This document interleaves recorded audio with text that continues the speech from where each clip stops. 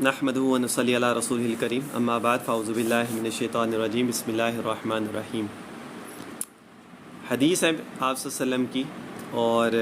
کیونکہ وہ ایک کانٹینٹ جو چل رہا ہے، وعلیکم السلام، کانٹینٹ جو چل رہا ہے آپ لوگوں کو پتہ ہے کہ وہ ہسبینڈ وائف سے ریلیٹڈ کانٹینٹ آلریڈی چل رہا ہے، اور 2-3 دن سے اسی سے ریلیٹڈ میں آپ لوگوں کو حدیث بتا رہا ہوں۔ آج بھی اسی سے ریلیٹڈ 1-2 اور حدیثیں، پھر اس کے بعد آگے نیکسٹ ٹاپک ہے جس کے اوپر حدیثیں ہیں، ٹھیک ہے۔ حضرت عائشہ رضی اللہ تعالیٰ عنہ امہات المؤمنین میں سے ہیں، آپ صلی اللہ علیہ وسلم کی ازواج میں سے ہیں، اور آپ صلی اللہ علیہ وسلم کو کہتی تھی کہ آپ حضرت خدیجہ کا ذکر نا بہت زیادہ کرتے ہیں، حضرت خدیجہ کا ذکر رضی اللہ تعالیٰ عنہ آپ بہت زیادہ کرتے ہیں، اور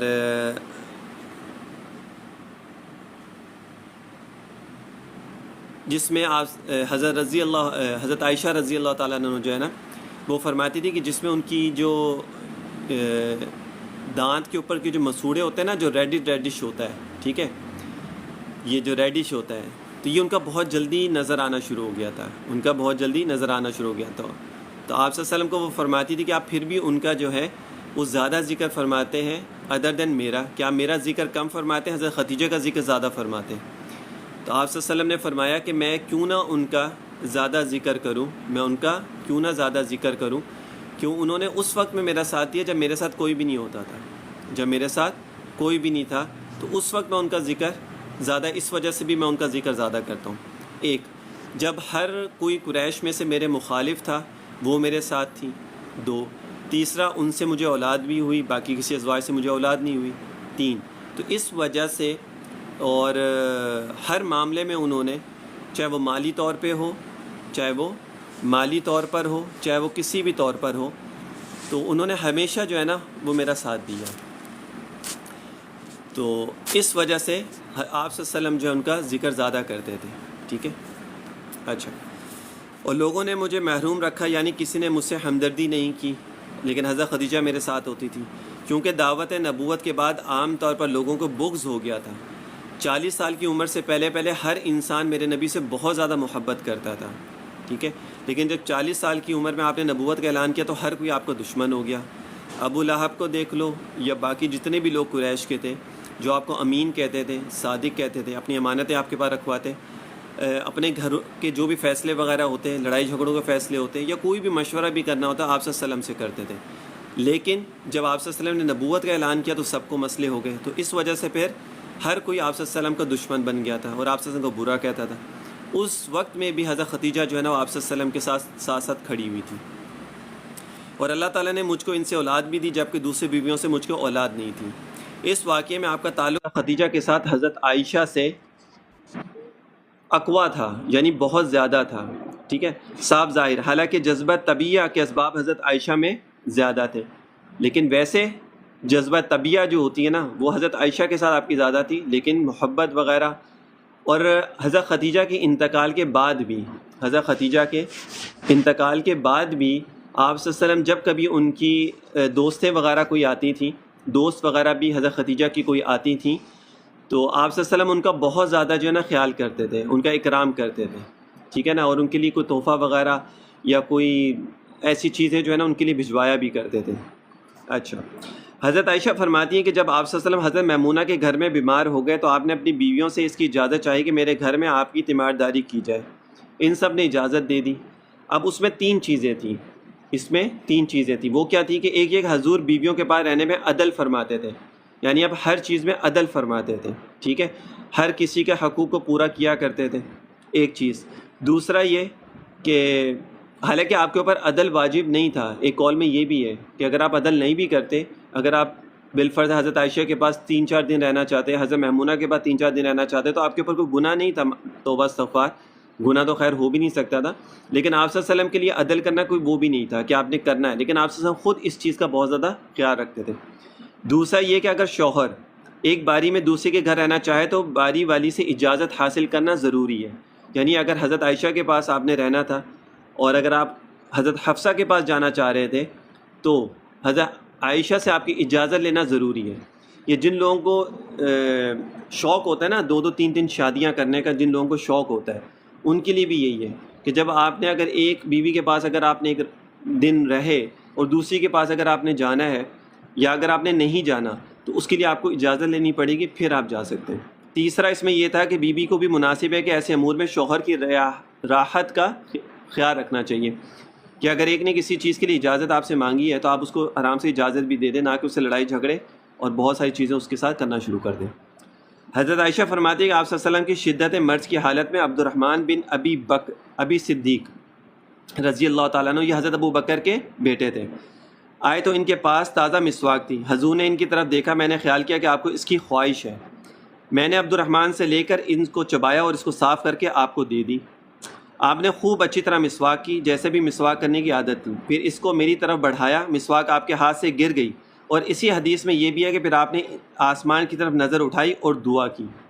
اے اللہ رفیق اعلیٰ سے ملا دے، اور اس کے بعد آپ اپنے مالک حقیقی سے جا ملے۔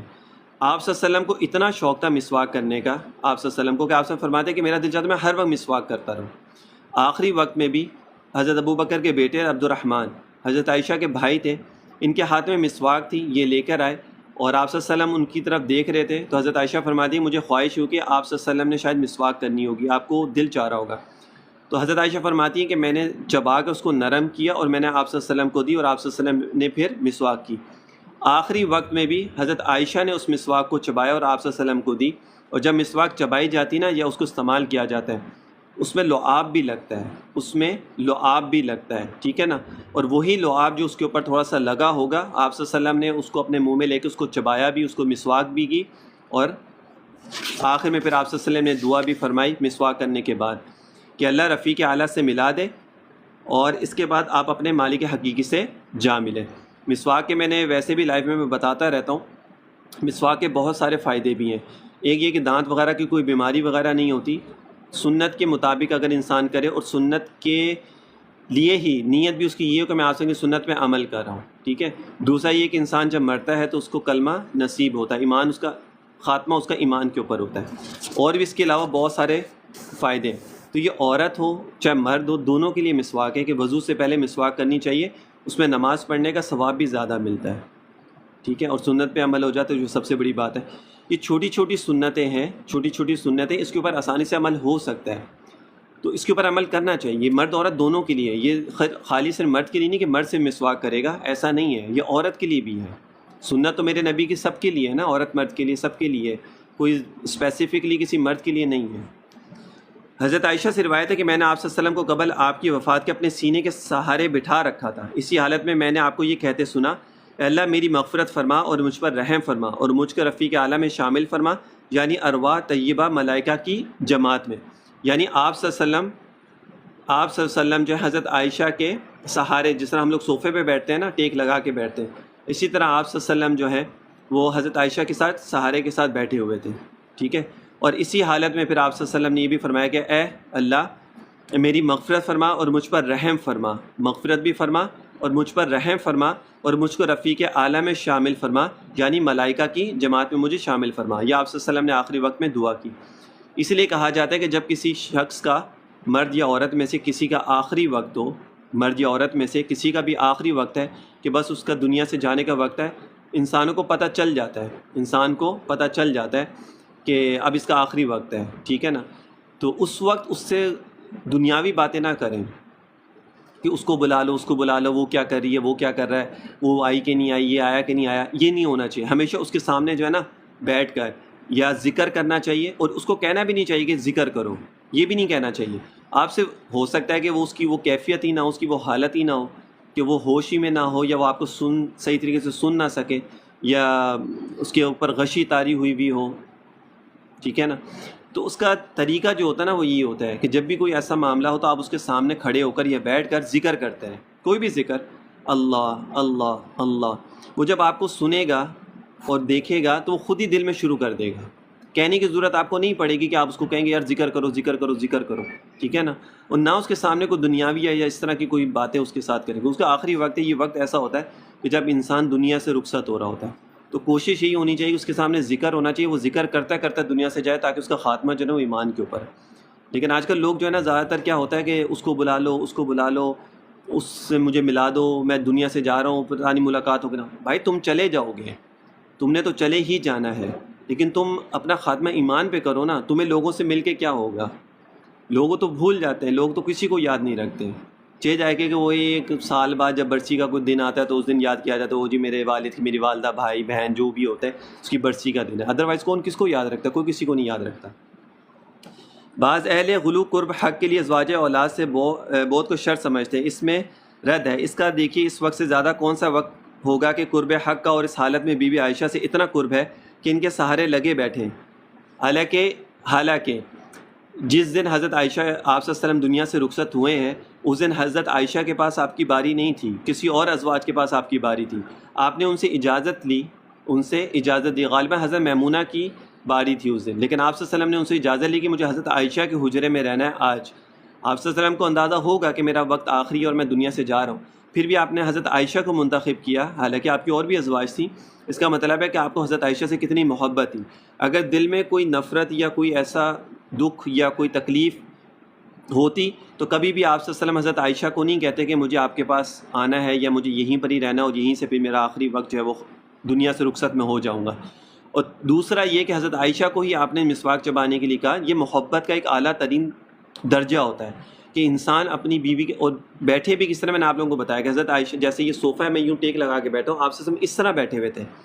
تو یہ جس سے محبت ہوتی ہے، جس سے قرب ہوتا ہے، انسان اسی کے ساتھ اس طرح بیٹھتا ہے۔ اگر یہ چیزیں نہ ہوتی، اگر یہ چیزیں نہیں ہوتی تو آپ صلی اللہ علیہ وسلم پھر جس کے پاس باری ہوتی پھر وہاں چلے جاتے۔ اچھا، یہ کچھ احادیث تھیں اس کے بارے میں جو میں نے آپ لوگوں کے ساتھ ذکر کی ہیں، اور یہ بتانے کا مقصد، یہ جو ازواج مطہرات کے ساتھ جو آپ کا تعلق تھا، آپ کی جو محبت تھی، یہ بتانے کا مقصد یہ تھا کہ آج کل کے لوگ جو جن کو دلچسپیاں نہیں ہوتی ہسبینڈ وائف میں، لڑائی جھگڑے ہو رہے ہیں، محبت نہیں ہے، تو ان لوگوں کو اس چیز سے سیکھنا چاہیے کہ میرے نبی کس طرح احترام کرتے تھے، کتنی محبت کرتے تھے، کس طرح ان کا خیال رکھتے تھے ہر چیز کا۔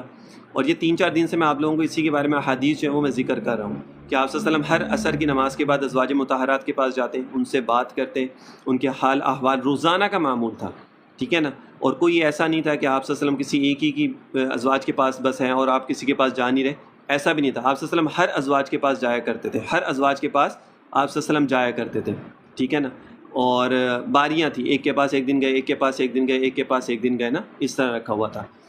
اور باقی ان کو غلہ وغیرہ پہنچانا، ان کے ساتھ بات کرنا، ان کے ساتھ دل جوئی ان کی کرنا، ان کے ساتھ محبت کرنا، جہاں سے وہ کھائیں وہاں سے کھانا، جہاں سے وہ پانی پئیں وہیں منہ لگا کے پانی پینا۔ کل کی یا پرسوں کی حدیث میں نے بتایا تھا، حضرت عائشہ جہاں سے گوشت کو توڑتی تھیں، یعنی ہاتھ میں، آپ صلی اللہ علیہ وسلم کا سنت عمل گوشت کھانے کا یہ ہوتا ہے کہ آپ ہڈی کو ہاتھ میں پکڑتے تھے، ٹھیک ہے، اور اس کو منہ سے توڑ کے کھاتے تھے۔ ہم لوگ ہاتھ سے توڑ کے کھاتے ہیں نا، بعض لوگ ہاتھ سے توڑ کے کھاتے ہیں، کچھ لوگ جو ہیں وہ پکڑ کے بھی توڑتے ہیں، تو آپ صلی اللہ علیہ وسلم کا یہی تھا، آپ ہڈی کو پکڑتے تھے اور منہ سے توڑ کے اس کو کھاتے تھے، یہ سنت عمل ہے۔ حضرت عائشہ جب وہاں سے کبھی کھاتی تھیں، جس جگہ سے حضرت اماں عائشہ کھاتی تھی، آپ صلی اللہ علیہ وسلم وہیں سے گوشت کو توڑ کے کھاتے تھے، نوچ کے کھاتے تھے جیسے، ٹھیک ہے۔ جہاں سے حضرت عائشہ پیالے سے پانی پیا کرتی تھی، میرے نبی وہیں سے پانی پیتے تھے۔ یہ ایک محبت کا اظہار ہوتا ہے، یہ محبت کا اظہار ہوتا ہے۔ تو یہ ہر شوہر کو یہ چیز دیکھنی چاہیے کہ جس چیز کو، جس انسان کو ہم اپنا رول ماڈل سمجھتے ہیں، جن کے ہم پیچھے چلتے ہیں، جو ہمارے نبی ہیں، جن کے لیے ہم کہتے ہیں جی ہماری جان بھی قربان ہے، وہی نبی جب یہ کہے کہ جی اپنی بیویوں کے ساتھ ایسے رہو، تو وہ بات سمجھ میں نہیں آتی ہے۔ اس میں کہتے ہیں نہیں نہیں نہیں وہ تو یہ وہ، پھر آئیں شائیں بائیں کرنا شروع کر دیتے ہیں۔ اسی لیے میں کہتا ہوں یہ جو زبانی کلامی جو محبتیں ہیں نا نبی کے ساتھ، یا محبت کا اظہار کرنا نبی کے ساتھ، یہ صرف زبان باتوں تک ہوتا ہے، پریکٹیکلی نہیں ہوتی یہ چیزیں، پریکٹیکلی یہ چیزیں نہیں کرتے لوگ۔ اصل مطلب ہے پریکٹیکلی کرنا۔ صحابہ نے پریکٹیکلی یہ سارے عمل کیے، صحابہ نے آپ صلی اللہ علیہ وسلم کے ساتھ جو لوگ رہے ہیں ہمیشہ، انہوں نے ہر چیز کو پریکٹیکلی کیا ہے، انہوں نے صرف زبانی باتیں نہیں کی جو ہمیں نبی سے بڑی محبت ہے اور پریکٹیکلی تو کرنے کی باری ہے تو بھاگ گئے وہاں سے، ایسے معاملات نہیں تھے۔ اور یہ ساری چیزیں میرے نبی نے امت کے لیے سکھائی ہیں۔ میرے نبی کو پتہ تھا کہ بعد میں لوگ لڑائی جھگڑے بیویوں میں یہ وہ ساری چیزیں ہوں گی، تو میرے نبی نے سکھایا کہ بھائی کس طرح منانا چاہیے، کس طرح اظہار محبت کرنا چاہیے، اور کس طرح سارے معاملات کرنے چاہیے۔ لیکن آج ہم لوگ دنیا کے اندر اتنے سارے مگن ہیں اور ہم لوگ نبی کی زندگی کو بھول چکے ہیں، اللہ کی احکامات کو ہم لوگ بھول چکے ہیں۔ لیکن ہمارا جو اصل کام ہے نا وہ یہ ہے کہ بس دنیا کما لو، پیسہ کما لو، یہ کر لو، وہ کر لو، ایسے کر لو، ویسے کر لو، بس ہمارا یہ کام ہے، ہم نے صرف یہ کام کرنا ہے۔ اس کے علاوہ اگر ہمیں کوئی کچھ کہہ دینا کرنے کے لیے تو وہ کام ہم سے نہیں ہوتے۔ اسی وجہ سے میں آپ لوگوں کو جو ہے نا آپ صلی اللہ علیہ وسلم کی زندگی کے بارے میں آپ لوگوں کو حدیثیں بتاتا ہوں کہ آپ صلی اللہ علیہ وسلم نے زندگی کو گزارا کیسے. احادیث تو بہت ساری ہیں، کتابیں بھری ہوئی ہیں. مختصر احادیث میں آپ لوگوں کو بتاتا ہوں، مختصر چیزیں میں آپ لوگوں کو بتاتا ہوں جس کے اوپر آپ لوگ آسانی سے عمل کر سکتے ہیں. اور یہ سب سے آسان طریقہ جو میں آپ لوگوں کو بتا رہا ہوں، جس میں آپ لوگوں کو کچھ کرنا نہیں پڑے گا کہ بہت ساری کتابیں آپ لوگوں کو پڑھنی، ایسا نہیں ہے. ٹھیک ہے نا. ایک چھوٹی سی حدیث بتا رہا ہوں، ٹھیک ہے. اس کے بعد پھر میں نا ذکر میں پھر ہم لوگ کریں گے، پھر آپ لوگ ذکر میں جو ہے نا وہ شامل ہوتے ہیں. ٹھیک ہے. حضرت عثمان بن عفان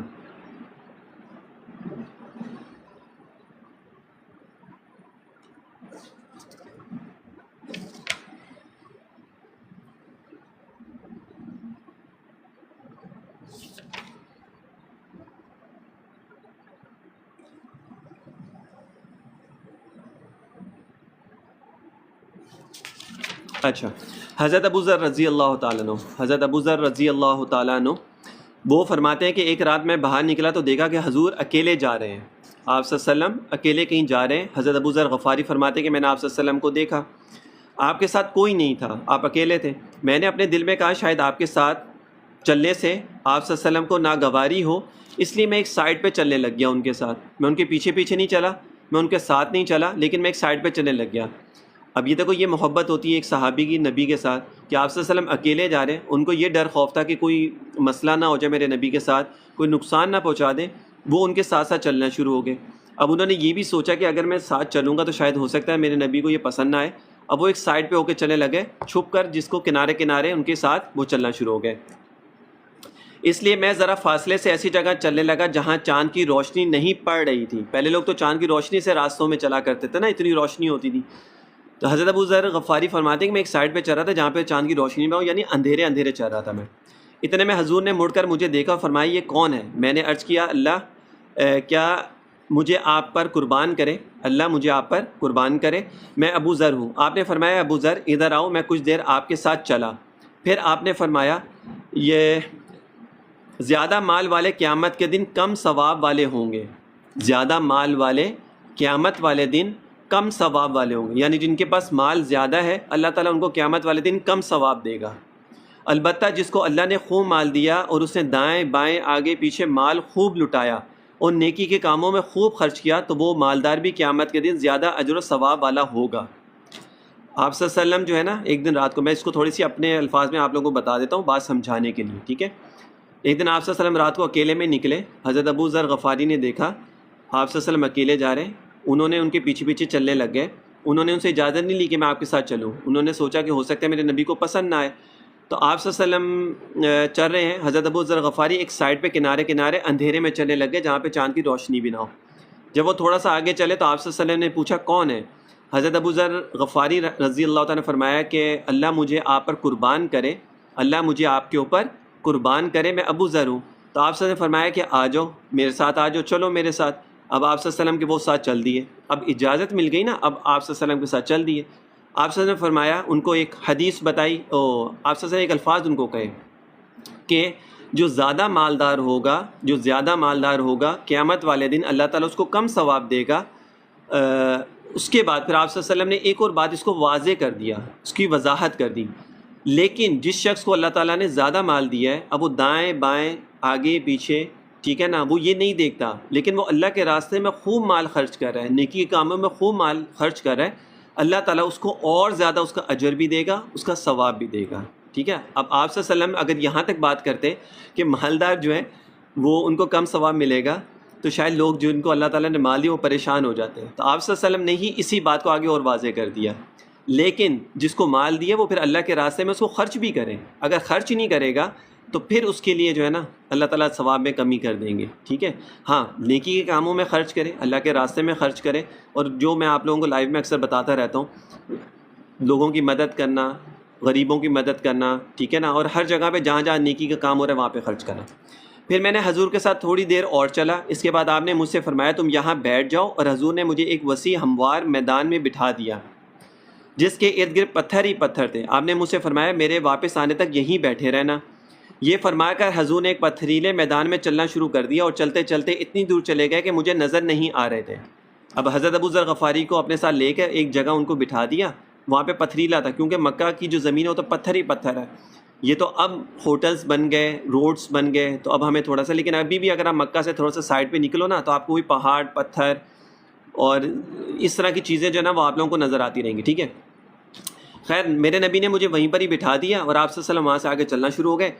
اور تھوڑی دیر بعد مجھے آپ صلی اللہ علیہ وسلم نظر نہیں آئے کہ وہ کہاں آگے چلے گئے۔ پھر کافی دیر کے بعد آپ واپس آئے تو میں نے دور سے سنا کہ آپ فرما رہے تھے اگرچہ وہ زنا کرے اور چوری کرے، اگرچہ وہ زنا کرے اور چوری کرے۔ اب یہ الفاظ حضرت ابو ذر رضی اللہ تعالیٰ عنہ کے کانوں میں پڑے۔ اب انہوں نے نا تجسس ہوا ان کو کہ آپ صلی اللہ علیہ وسلم کس سے فرما رہے ہیں، کس سے باتیں کر رہی ہیں، حالانکہ وہاں پہ تو کوئی شخص نہیں ہے۔ جب آپ میرے پاس پہنچ گئے تو مجھ سے رہا نہ گیا، اور میں نے آپ سے پوچھا اللہ کے نبی، اللہ مجھے آپ پر قربان کرے، آپ اس پتھریلے میدان میں کس سے باتیں کر رہے ہیں؟ مجھے تو آپ کی باتوں کا جواب دیتا ہوا کوئی سنا ہی نہ دے رہا، ٹھیک ہے۔